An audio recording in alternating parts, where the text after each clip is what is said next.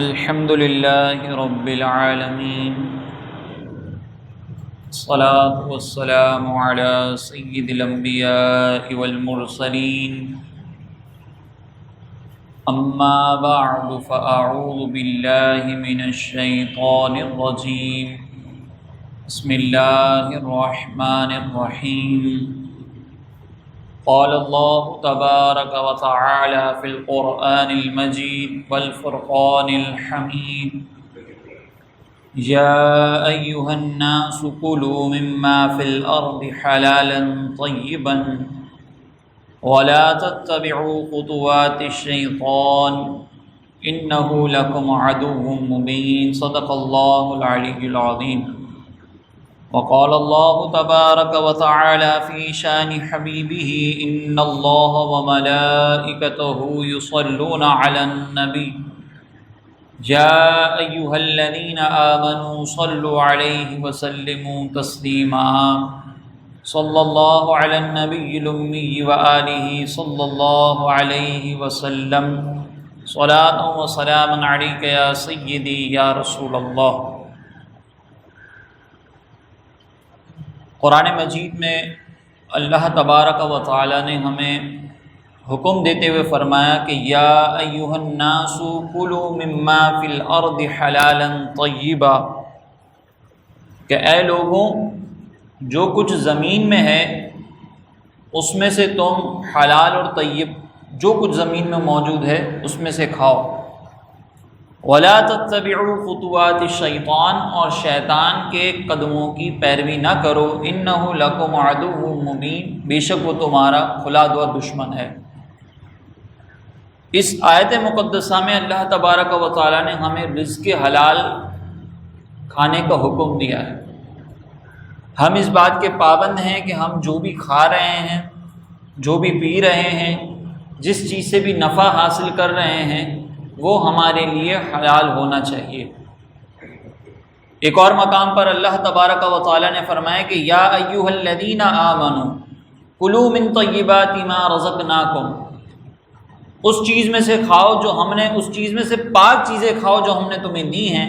واشکروا للہ، اور اللہ تعالیٰ کا شکر ادا کرو.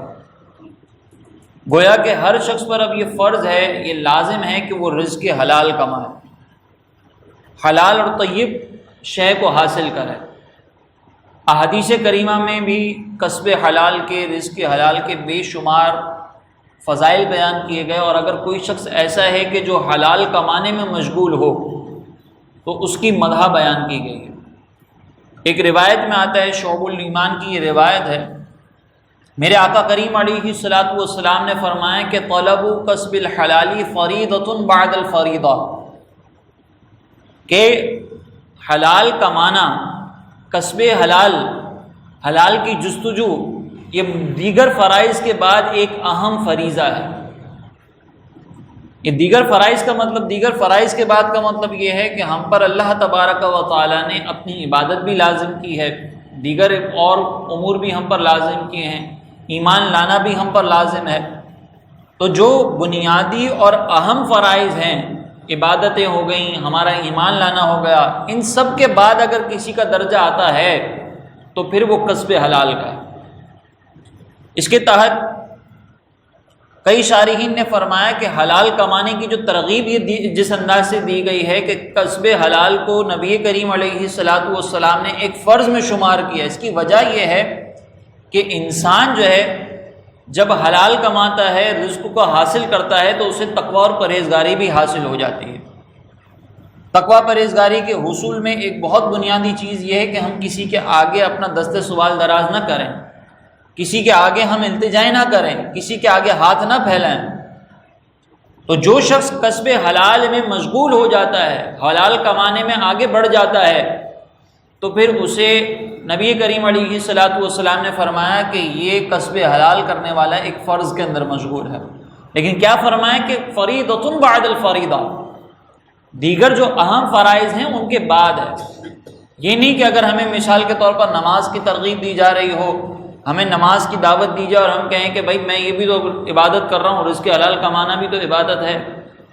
تو رزق حلال کمانا عبادت ہے، لیکن اس عبادت کی وجہ سے دیگر عبادتوں کو چھوڑنے کی اجازت نہیں ہے۔ رمضان میں روزہ رکھنا عبادت ہے، لیکن اگر کوئی یہ کہے کہ میں روزہ رکھ رہا ہوں، اس کی وجہ سے مجھے کمزوری لگ رہی ہے، اس کی وجہ سے مجھ پر نقاہت طاری ہو رہی ہے، تو میں نماز نہیں پڑھوں گا، یہ نہیں ہو سکتا۔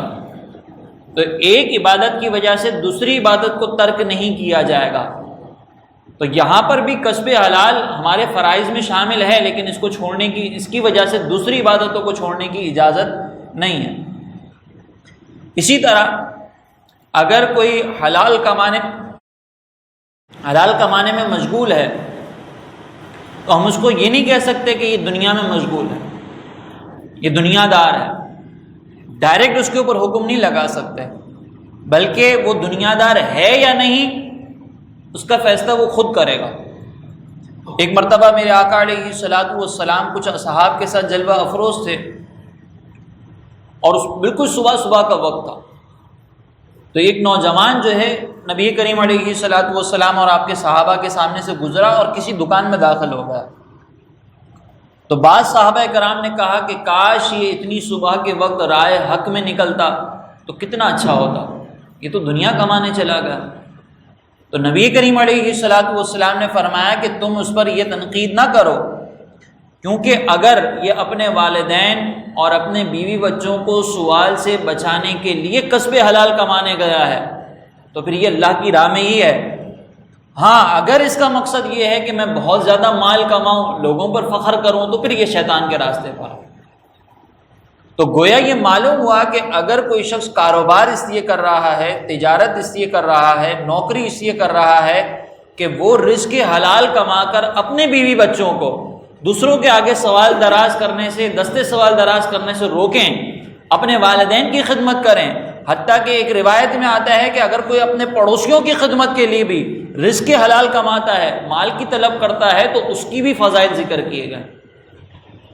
اور پھر یہاں پہ رزق حلال ہے، ضرورت کیا ہے؟ رزق حلال کمائے، سچا تاجر ہو، جھوٹ نہ بولے، دھوکہ نہ دے۔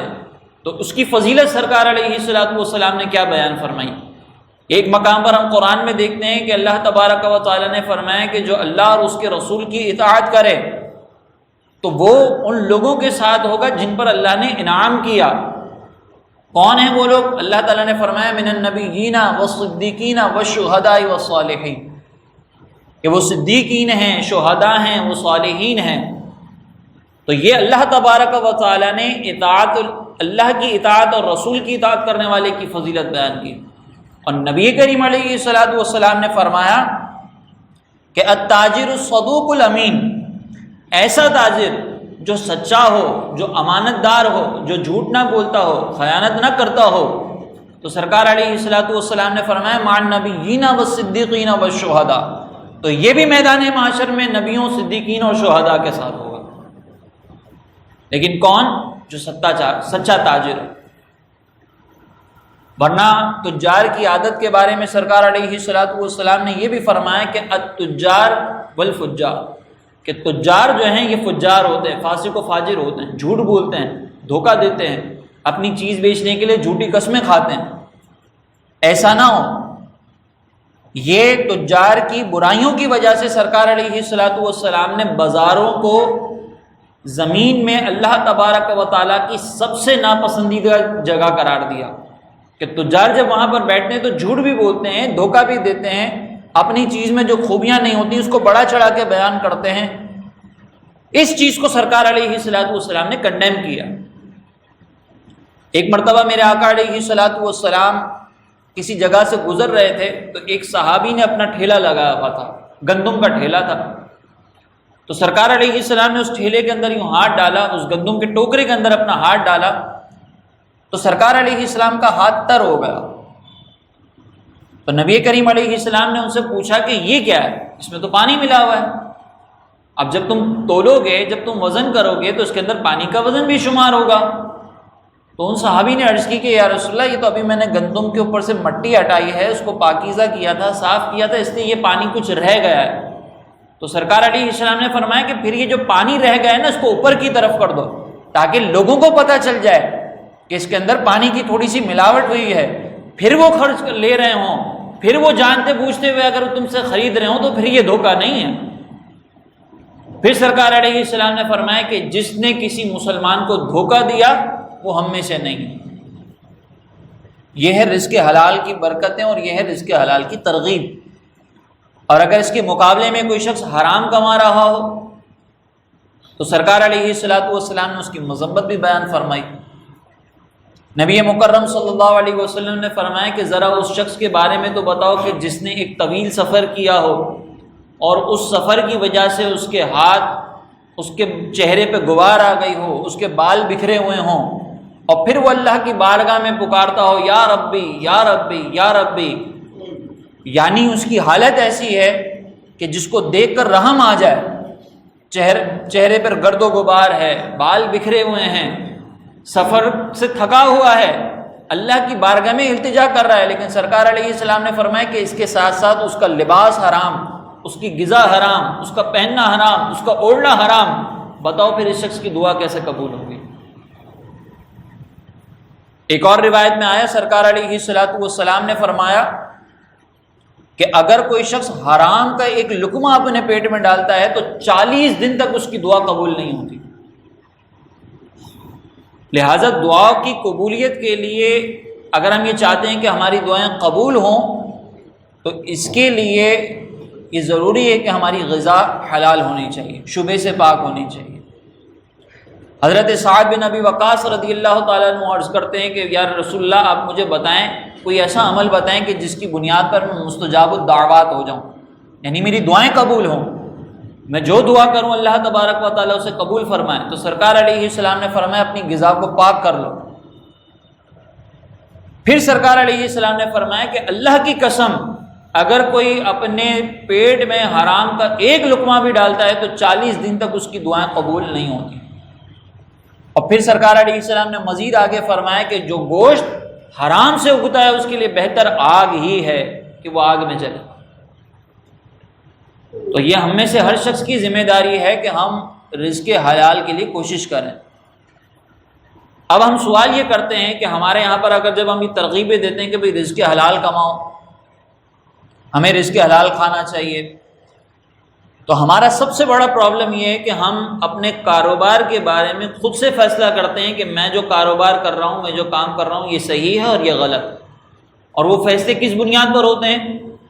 مارکیٹ کا کیا رجحان ہے، مارکیٹ میں کیا چل رہا ہے، اور ساتھ میں یہ بھی کہا جاتا ہے ابے بھائی مولویوں سے پوچھنے کی ضرورت نہیں ہے، یہ تو تمہیں کاروبار ہی نہیں کرنے دیں گے، پھنسا کے رکھ دیں گے، ان کی سنو گے تو مارکیٹ کے حساب سے چل ہی نہیں سکو گے۔ اب کس کی سنیں گے؟ جب مولویوں کی نہیں سنیں تو پھر آپ سنیں گے یا ہم سنیں گے ان کی جو ہمارے مارکیٹ کے چودھری ہوں گے، صدر صاحب مارکیٹ کے، جیسا بھی قانون حضرت نے پاس کر دیا اب پوری مارکیٹ اس کو فالو کر رہی ہے۔ اب چاہے وہ قانون شریعت کے احکامات سے ٹکرا رہا ہو، لیکن چونکہ ہماری صدر مارکیٹ ہے یا ہماری جو بھی مارکیٹ ہے اس کے صدر صاحب نے یہ فیصلہ کر دیا ہے تو بس اب ہم نے یہ کام کرنا ہے۔ اب سوال یہ ہے کہ ہم یہ دعویٰ اپنی رزق کے بارے میں کرتے ہیں، میں یہ نہیں کہہ رہا کہ ہم سب کے سب رزق حرام کما رہے ہیں یا ہمارے گھر میں کوئی حلال آ ہی نہیں رہا، لیکن محاسبہ تو ہم سب کو کرنا ہے نا، اپنا جاننا تو ہم سب کو ہے، سوچنا تو ہم سب کو ہے، کیونکہ اگر ہم نے رزق حرام اپنی اولاد کے پیٹ میں ڈالا ہے، خود اپنے پیٹ میں ڈالا ہے، تو ہماری عبادتیں، ہماری ریاضتیں، ہماری دعائیں یہ قبول نہیں ہوں گی۔ تو ان کی قبولیت کے لیے ہم سب کو غور کرنے کی ضرورت ہے۔ آج ہمارے گھر میں اگر بے برکتی ہے تو اس بے برکتی کی وجہ سب سے بڑی یہ ہے کہ ہمارے گھر میں حرام آ رہا۔ پہلے سب سے بات یہ ذہن میں رکھیے گا کہ جو رزق ہمارے نصیب میں لکھا ہوا ہے اس کو کوئی نہیں روک سکتا۔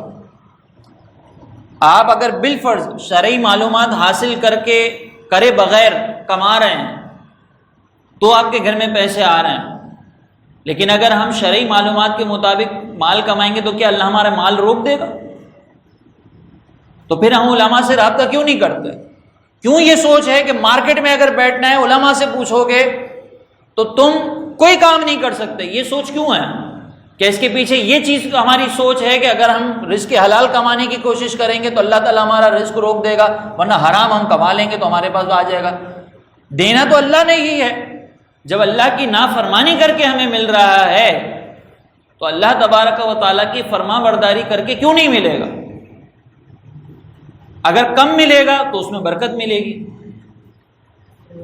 زیادہ ملے گا لیکن حرام طریقے سے ہوگا اس میں برکت نہیں ہوگی، لیکن ملے گا ہمارے نصیب کا، یہ ذہن میں رکھیے گا، چاہے کم ملے چاہے زیادہ ملے، ملے گا ہمارے نصیب کا۔ سرکار علیہ الصلوۃ والسلام نے حضرت عباس رضی اللہ تعالیٰ عنہ کو ترغیب دیتے ہوئے فرمایا کہ اگر ساری دنیا کے لوگ تجھے نفع پہنچانے کی کوشش کریں لیکن تو تجھے تب بھی اتنا ہی نفع ملے گا جتنا تیرے مقدر میں لکھا ہے، اگر ساری دنیا کے لوگ تجھے نقصان پہنچانے پر جمع ہو جائیں تو اتنا ہی نقصان پہنچا سکتے ہیں جتنا تیرے مقدر میں لکھا ہے۔ ایک چور اگر ایک ڈاکو اگر کسی سے موبائل لوٹ رہا ہے، کسی سے پیسے چھین رہا ہے، اس نے لیا اپنے مقدر کا ہے لیکن غلط طریقے سے لیا، اگر وہ اس انداز سے کسی کا مال چھین کر پیسہ حاصل نہ کرتا تو اللہ تبارک و تعالیٰ اس کو وہ پیسہ ضرور دیتا اور حلال طریقے سے دیتا۔ ہماری جیب سے اگر کوئی پیسہ گیا ہے وہ ویسے بھی جانا تھا، اگر ڈاکو لوٹ کر نہ جاتا تو کہیں اور خرچ ہو جاتا، لیکن جانا ہمارے جیب سے تھا، وہ ہمارے مقدر سے گیا۔ وہ الگ بات ہے کہ ڈاکو جب لے کر گیا، ہم سے چھین کر گیا تو ہم مظلوم ہو گئے، وہ ظالم ہو گیا، میدان معاشر میں اب اس کا بدلہ ملے گا ہمیں، لیکن گیا ہمارے مقدر سے اور اس کے پاس آیا اس کے مقدر سے، اس نے اپنے مقدر کی چیز کو غلط طریقے سے حاصل کیا تو وہ قابل گرفت ہوگا۔ یہی ہمارا بھی معاملہ ہے کہ اگر ہم مارکیٹ میں جھوٹ بول کر اگر چیز بیچیں گے، چیز بک جائے گی لیکن ہم نے اپنے مقدر کا رزق جو ہے وہ غلط طریقے سے بیچا۔ اس لیے سب سے پہلی بنیادی ضرورت یہ ہے کہ ہم یہ جانیں کہ رزق حلال کہتے کسے ہیں۔ ہم دو جملوں میں اپنے رزق کے بارے میں شاید یہ بیان نہ کر سکیں کہ رزق حلال اس کو کہتے ہیں اور اس چیز کے مطابق یہ میرا رزق حلال ہے۔ Definition, what is the definition of رزق حلال، یہ ہم سب کو پتا ہونا چاہیے نا۔ اگر آپ کو پتہ ہی نہیں ہے کہ کون سا رزق حلال کون سا حرام تو ہم کیسا فیصلہ کریں گے؟ تو خلاصہ یہ ہے کہ شریعت کے احکامات کے مطابق جو رزق ہم نے حاصل کیا ہو وہ رزق حلال ہے، اور احکام شرع کی مخالفت کرتے ہوئے جو رزق حاصل کیا وہ حرام ہے۔ اس کے لیے اب ضروری کیا ہوا کہ احکامات شرع معلوم کریں، ہمیں پتہ ہو کہ اجارے کے کیا کیا مسائل ہیں، ہمیں یہ پتہ ہو کہ تجارت کر رہے ہیں تو اس میں کیا کیا مسائل ہیں۔ اگر نہیں معلوم ہوگا تو ہم اپنی مرضی سے کچھ قوانین بنائیں گے اور اس کے مطابق پھر ہم اپنے رزق کو حاصل کرنے کی کوشش کر رہے ہوں گے۔ مثال کے طور پر ہمارے یہاں پر ایک یہ سمجھ لیں کہ سسٹم چلتا ہے کہ کوئی بھی نئی سوسائٹی ڈیولپ ہوتی ہے، مثال کے طور پر میں کسی سوسائٹی کا نام نہیں لیتا، وہاں پر جو ہے وہ آپ کو بتایا جا رہا ہو کہ بھئی یہاں پہ پلاٹس ابھی بنیں گے، پوری ایک سوسائٹی بنے گی، اس کے اندر جو ہے وہ مکانات بنیں گے، آپ اپنے پلاٹس کی بکنگ کروا لیں۔ ابھی اس پلاٹ کی نہ کٹنگ ہوئی ہے، نہ پتہ چلا ہے کہ پلاٹ جو ہے وہ فرنٹ پر ہوگا، بیک پر ہوگا، درمیان میں ہوگا، کچھ بھی نہیں پتہ، بس اتنا پتہ ہے کہ پلاٹ یہاں پہ بنے گا، نقشہ بھی پاس نہیں ہوا اس کا، ابھی تک کچھ بھی نہیں ہوا۔ ابھی وہ یہاں سے اپنی آفر نکالتے ہیں، 10 جگہوں پہ اس کی فائلیں بکنا شروع ہو جاتی ہیں۔ ایک شخص نے 10,000 کی فائل لی، آگے اس کو 20,000 میں بیچا، 20,000 والے نے 30,000 میں بیچا، لاکھ میں بیچا، اس طرح نفع کمایا جا رہا ہے پراپرٹی کے کاروبار میں۔ اب کوئی ان سے پوچھے کہ یہ جو تم نفع کما رہے ہو یہ حلال ہے یا حرام، تو کہیں گے ہم کسی کو دھوکہ تھوڑی دے رہے ہیں، قابل اعتماد لوگ ہیں، پتہ چلتا ہے کہ ایک پلاٹ 50-50 لوگوں کو بیچا ہوا ہوتا ہے، پھر آخر میں پھڈے ہو رہے ہوتے ہیں۔ جبکہ شریعت کا حکم یہ ہے کہ جب تک آپ اگر مثال کے طور پر اونر سے خرید رہے ہیں تو وہ اونر آپ کو بتا دیتا ہے آگے چل کر کہ بھائی یہ ہمارا نقشہ ہے، اتنے گز کا پلاٹ ہے، اس راؤنڈ کے اندر ہوگا، اب کون سا ہوگا وہ ہم آپ کو بعد میں بتا دیں گے۔ آپ نے اس سے خریدا، خریدنے کے بعد جب کٹنگ ہوئی تو آپ کو شریعت یہ اختیار دیتی ہے کہ اگر آپ کو پلاٹ پسند نہ آئے تو آپ وہ واپس کر سکتے ہیں، لیکن آپ صرف اس سے ڈیل کر سکتے ہیں جو اونر ہے۔ مثال کے طور پر یہ مجھے بیچ رہے ہیں، میں نے ان سے ڈیل کی، اب اس کے بعد اگر یہ مجھے فائل پکڑا کے دیں اور میں وہ فائلیں آگے بیچنا شروع کر دوں تو مجھے اس کی اجازت نہیں ہے۔ کیونکہ ابھی ایک چیز معرض وجود میں ہی نہیں آئی، اس میں دھوکہ ہو سکتا ہے، اس میں غرر ہو سکتا ہے، اور ہوتا ہے. لیکن آپ لوگوں کو سمجھائیں، وہ کہیں گے کہ ہم کاروبار نہیں کریں، ہم کمائیں نہیں، ساری دنیا یہ کرتی ہے. بھائی ساری دنیا تو شرابیں بھی پیتی ہے، ساری دنیا تو ناچ گانا بھی کرتی ہے. آج کل ٹک ٹاک کے دور میں گھر میں عورتیں ناچ رہی ہوتی ہیں، تو اگر ساری دنیا کے پیچھے چلنا ہے تو اپنے گھر کی عورتوں کو پیش کر دیں ٹک ٹاک کے اوپر، پھر کریں اپنے گھر میں شراب کا ماحول. اگر ساری دنیا کے پیچھے چلنا ہے تو ساری دنیا کے پیچھے ہم نہیں چلیں گے، ہم چلیں گے شریعت کے پیچھے. شریعت کیا کہتی ہے اس کو ہم دیکھا جائے گا. اسی طرح جاب کے دوران آپ کسی اور کا کام پیسوں کے عوض نہیں کر سکتے. اگر آپ کی 9 to 5 کہیں پر ڈیوٹی ہے، اب مثال کے طور پر 9 to 5 ڈیوٹی ہے اور آپ کے پاس کوئی کام نہیں ہے، اس دوران آپ نے کہا کہ یار وہ فلاں بندہ ہے، اس کا جو ہے نا وہ جیسے فری لانسنگ کرتے ہیں ہمارے یہاں پر کہ یار آفس میں کام نہیں ہے تو میں جو ہے وہ اپنے پروجیکٹ پہ کام کر لیتا ہوں، کلائنٹ سے پیسے لے لوں گا کہ اتنے گھنٹے میں نے جو ہے وہ کلائنٹ کے پروجیکٹ پر کام کر لیا. کام کہاں کر رہے ہیں؟ اپنی آفس میں بیٹھ کر، جہاں پہ 9 to 5 آپ ڈیوٹی کر رہے ہیں آلریڈی. اگرچہ آپ کو آفس میں کوئی دوسرا کام ابھی نہیں دیا ہوا، آپ کا کوئی ٹاسک نہیں ہے ابھی، لیکن آپ اس آفس کے اندر بیٹھ کر کسی دوسرے کا کام پے لے کر نہیں کر سکتے. نبی کریم علیہ الصلوۃ والسلام نے سختی کے ساتھ اس سے منع فرمایا. اس کو کہتے ہیں صفقے میں صفقہ، ایک سودے میں دوسرا سودا، ایک ڈیلنگ میں دوسری ڈیلنگ.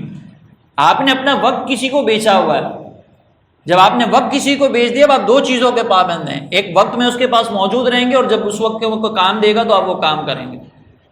اب آپ کسی اور کو وہ وقت کیسے بیچ سکتے ہیں؟ یہ ایسے ہی ہے کہ ایک پلاٹ 2 آدمیوں کو بیچ دینا. تو جس طریقے سے ایک پلاٹ 2 آدمیوں کو آپ نہیں بیچ سکتے، اسی طریقے سے آپ ایک وقت 2 افراد کو نہیں بیچ سکتے. یوں ہی ہمارے یہاں پر ایک اور معاملہ ہوتا ہے کہ ہم شبے والی چیزوں کے پیچھے جب علماء روکنے کی کوشش کرتے ہیں تو ہم کہتے ہیں یار یہ مولویوں کا تو کوئی کام دھندا ہی نہیں ہے، مسجد میں بیٹھ کے فتوے دیتے رہتے ہیں. ساری دنیا جب آگے نکل جاتی ہے تو بعد میں کہہ دیتے ہیں جائز ہے. پھر ہم کیسے پکڑیں گے دنیا کو؟ جب اپنا مطلب ہوتا ہے، خود کو سمجھ میں آتے ہیں، اپنے لیے راستے ملتے ہیں تو وہ چیز کو جائز کر دیتے ہیں، ورنہ پھنسا دیتے ہیں ہمیں. ابھی مثال کے طور پر ابھی یہ جدید مسئلہ کرپٹو کرنسی کا، میں اس کو بھی 100% حرام نہیں کہہ رہا ہوں کہ یہ حرام ہے، لیکن اس میں شبہات ہیں. یوٹیوب پر مونیٹائزیشن کرنا، آپ اپنی ویڈیو مونیٹائز کرتے ہیں، آپ کو ایڈز کے تھرو پیسے ملتے ہیں. میں اس کو 100% ابھی حرام نہیں کہتا، لیکن اس میں شبہ ہے. اب ظاہر سی بات ہے میری ذمہ داری یہ ہے کہ جب آپ مجھ سے مسئلہ پوچھیں گے تو میں آپ کو منع کروں گا. ہاں کل کو اگر اس کے اندر کچھ اصلاحات آ گئیں، کوئی ایسی گنجائش نظر آئی کہ یوٹیوب نے اپنی پالیسی کو چینج کر دی، تو وہ پالیسی چینج ہونے کی بنیاد پر پھر ہم دیکھیں گے کہ اس میں اجازت ملتی ہے کہ نہیں ملتی، پھر ہم آپ کو اجازت بھی دیں گے. سیم کرپٹو کا مسئلہ ہے کہ جو شبہات ہیں وہ اگر ختم ہو گئے تو ہم آپ کو ظاہر سی بات ہے کہ اس کی اجازت دی جائے گی. اب یہاں پر ہوتا کیا ہے؟ سیدھا ہی ہوتا ہے، ابے یہ مولویوں کے پیچھے نہیں جا، ان کو پتا ہوتا کچھ ہوتا نہیں، ڈائریکٹ منع کر دیتے ہیں.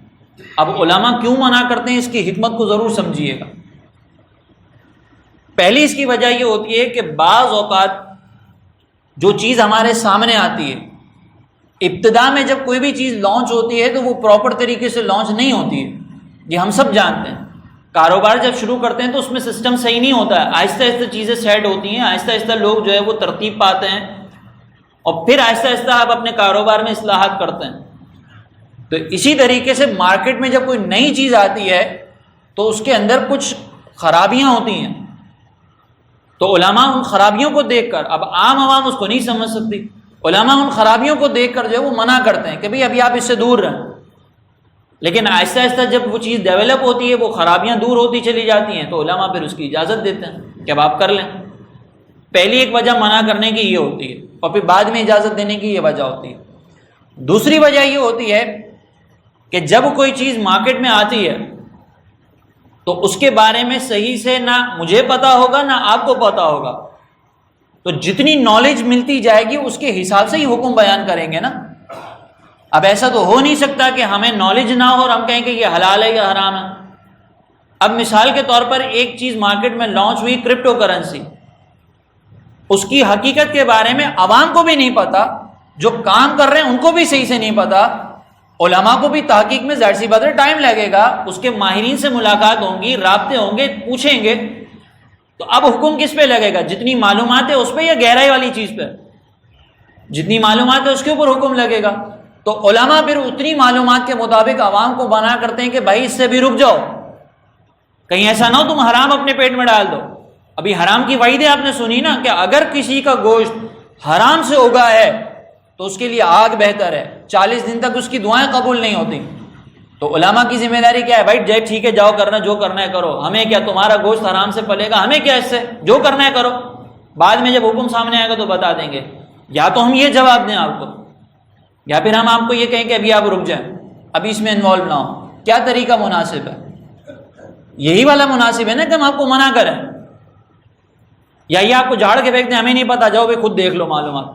اگر یہ کہیں گے تو آپ کہیں گے کتنی بدتمیزی سے جواب دیتے ہیں، جب پتہ ہی نہیں ہے تو ہم کس کے پاس جائیں پوچھنے کے لیے؟ تو پھر آپ کو منع کرتے ہیں کیونکہ ذمہ داری ہے۔ پھر جب اس کی معلومات ملتی رہتی ہے، اس میں بارے میں پتہ چلتا رہتا ہے، تو پھر اجازت دے دی جاتی ہے۔ پھر تیسری چیز جس کی بنیاد پر منع کیا جاتا ہے اور بعد میں اجازت دی جاتی ہے، وہ یہ ہوتی ہے کہ بعض اوقات انیشلی کوئی چیز لانچ ہوتی ہے، اس کے اندر خرابیاں بھی ہوتی ہیں، لیکن اس سے بچنا ممکن ہوتا ہے، آپ اس کا آلٹرنیٹ اختیار کر سکتے ہیں۔ مثال کے طور پر ابھی میں صرف ایگزامپل دے رہا ہوں، الکوہل، پہلے علماء اس کو منع کرتے تھے کیونکہ اس سے بچنا بہت آسان تھا، پرفیوم لگانے سے منع کیا جاتا تھا کہ اس کے اندر الکوہل ہے، آپ نہ لگائیں، لیکن بعد میں اجازت دے دی۔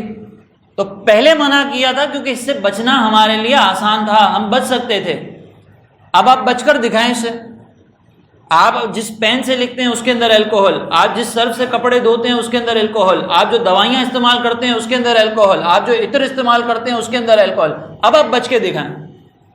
تو جب انسان کے لیے بچنا مشکل ہو جاتا ہے کسی چیز سے، تو پھر وہاں پر شریعت نے علماء کو یہ اختیار دیا ہوتا ہے کہ جو شرائط ہیں ان شرائط کو سامنے رکھ کر اپنی ذمہ داری پر اس چیز کی اجازت دیں۔ پھر عوام کے اوپر کوئی ذمہ داری نہیں ہوتی، پھر علماء کے اوپر ذمہ داری ہوتی۔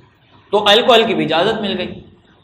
کرپٹو کرنسی کے بارے میں آج بھی میں یہ کہتا ہوں کہ ہو سکتا ہے کہ کل کو اس کی اجازت مل جائے اور دینی پڑے گی اس کی اجازت۔ جب ایک وقت ایسا آئے گا کہ کرپٹو کرنسی کے بغیر کاروبار مشکل ہو جائے گا تو دینی پڑے گی اجازت، لیکن ابھی نہیں دے سکتے، ابھی اس میں شبہات ہیں، ابھی اس سے منع کرتے ہیں۔ لیکن میں حرام ابھی بھی نہیں کہتا ہوں اس کو، میں ابھی بھی یہ نہیں کہتا ہوں کہ آپ اگر کما رہے ہیں تو حرام کما رہے ہیں، لیکن شبہ ضرور ہے۔ تو اسی لیے ہم نے اپنے کاروبار کے بارے میں، اپنی انکم کے بارے میں، یہ ہماری ذمہ داری ہے کہ ہم اس انکم کے بارے میں، اس کاروبار کے بارے میں اچھی طریقے سے معلومات حاصل کریں کہ بھائی میں جو کام کر رہا ہوں یہ صحیح ہے یا نہیں۔ یہ نہیں کہ میری مارکیٹ کا جو رول ہے میں اس کے مطابق کام کر رہا ہوں، میں یہ کروں۔ اب مارکیٹ کا ایک رول یہ ہے، مثال کے طور پر یہ جو ہم ایڈوانس دیتے ہیں، اب فلیٹ کی ڈیل ہوئی، اب ادھر سے جس سے فلیٹ خریدا ہے یہ ڈپازٹ دے دیتا ہے، کل کو اب اس کی مجبوری ہو گئی کہ پیسے ارینج نہیں ہو سکے اور اب یہ چاہتا ہے کہ میں یار یہ سودا کینسل کر دوں، تو وہ فلیٹ کا مالک یہ کہتا ہے کہ بھائی میں تو سودا کینسل نہیں کر رہا، اگر آپ کو کرنا ہے تو ڈپازٹ آپ کو نہیں ملے گی واپس۔ اور اگر مثال کے طور پر وہ جو بیچ رہا ہے وہ کہے کہ یار اب اپنی ڈپازٹ واپس لے لو، میں آپ کو گھر نہیں بیچ سکتا، تو یہ خریدنے والا کہتا ہے میں تو ڈبل ڈپازٹ لوں گا۔ کیوں؟ کس چیز کے اگینسٹ؟ آپ کہیں گے پیسے کی ویلیو ہوتی ہے، پیسے کی ویلیو کامرس کی زبان میں ہوتی ہے، شریعت کی زبان میں یہ ویلیو نہیں ہے، اس کو کاؤنٹ نہیں کیا جائے گا۔ شریعت کی زبان میں یہ ظلم ہے کہ آپ نے ایک چیز جب کسی سے خریدی ہے یا تو آپ سودا کینسل نہ کریں، کیونکہ شریعت یہ کہتی ہے کہ سودا دونوں کی مرضی سے کینسل ہوگا، یا تو آپ یہ کہیں کہ پھر ٹھیک ہے ہم اس کو تھوڑا سا آگے تک لے کے چلتے ہیں سودے کو، جب آپ کے پاس ارینجمنٹ ہو جائے پیسے دے دیں، یا تو آپ یہ کریں، یا پھر آپ اس کی پیمنٹ اس کو واپس کریں۔ اسی طریقے سے ڈبل پیمنٹ کا مطالبہ یہ بھی غلط ہے، بھائی ہو سکتا ہے اس کی کوئی مجبوری ہو وہ نہیں کرنا چاہ رہا، یا تو آپ سودا کینسل نہ کریں، آپ کہیں کہ بھائی میں آپ کو پوری پیمنٹ دوں گا، مجھے تو گھر چاہیے، کیونکہ سودا جب ہو گیا تو دونوں کی مرضی سے کینسل ہوگا، اور جب دونوں کی مرضی سے کینسل ہو رہا ہے تو کسی کو اجازت نہیں کہ سامنے والے سے اضافی پیسہ لے یا اس کا پیسہ دبا لے۔ لیکن چونکہ ہماری مارکیٹ میں یہ چل رہا ہے تو ہم کہتے ہیں کہ یہ تو ہم کریں گے، اس کے اوپر لڑائیاں ہوتی ہیں، کورٹ میں جا کر اس کے اوپر فیصلے ہو رہے ہوتے ہیں، کورٹ اس کے مطابق فیصلہ کرتی ہے کہ ہاں ٹھیک ہے، حالانکہ یہ خلاف شرع مسئلہ ہے۔ اب ہم کہیں گے کہ یار یہ مولوی تو ہر چیز کے اوپر فتوے لگا رہا ہے، ہر چیز میں مسئلہ ہے ان کو. تو بھائی مسئلہ اس لیے ہے کیونکہ یہ غلط چیزیں ہو رہی ہیں. آپ سوچیں نا کہ مثال کے طور پر کسی کے 50 لاکھ روپے اگر کسی نے ڈاؤن پیمنٹ کی ہے یا 5 لاکھ روپے ڈاؤن پیمنٹ کی ہے اور وہ ضبط ہو رہی ہے, گھر بھی نہیں مل رہا, تو 5 لاکھ روپے جس کا نقصان ہو رہا ہے اس کے اوپر کیا گزرتی ہوگی؟ 5 لاکھ لینے کے بعد 10 لاکھ روپے دینے پڑ رہے ہوں کسی کو, اس پر کیا گزرتی ہوگی؟ جو کاروبار کر رہے ہوتے ہیں ان کو پرواہ نہیں ہوتی, لیکن جس کے اوپر گزرتی ہے نا, آپ اس سے پوچھیں کہ وہ کتنی مشکلات کے ساتھ دے رہا ہوتا ہے. اس کی پہلی کوشش یہ ہوتی ہے کہ میں کہیں سے ادھار لے لوں, قرضہ لے لوں اور اس کے بعد جا کے پیمنٹ کر دوں. وہ قرضوں میں چلا جاتا ہے. اس لیے شریعت منع کرتی ہے, اس لیے علماء منع کرتے ہیں. تو ہماری ذمہ داری ہے کہ ہم اپنے رزق کے بارے میں غور کریں کہ ہمارا رزق جو ہم حاصل کر رہے ہیں وہ حلال ہے یا نہیں. اگر نہیں ہے تو اس کو چھوڑیں, اور حلال ہے تو پھر اللہ تبارک و تعالیٰ میں اس میں برکت عطا فرمائے. اللہ تعالیٰ سے دعا ہے کہ اللہ تعالیٰ میں رزق حلال کمانے اور اس کے تقاضوں کے مطابق عمل کرنے کی توفیق عطا فرمائے. آمین. وما علینا الا البلاغ المبین.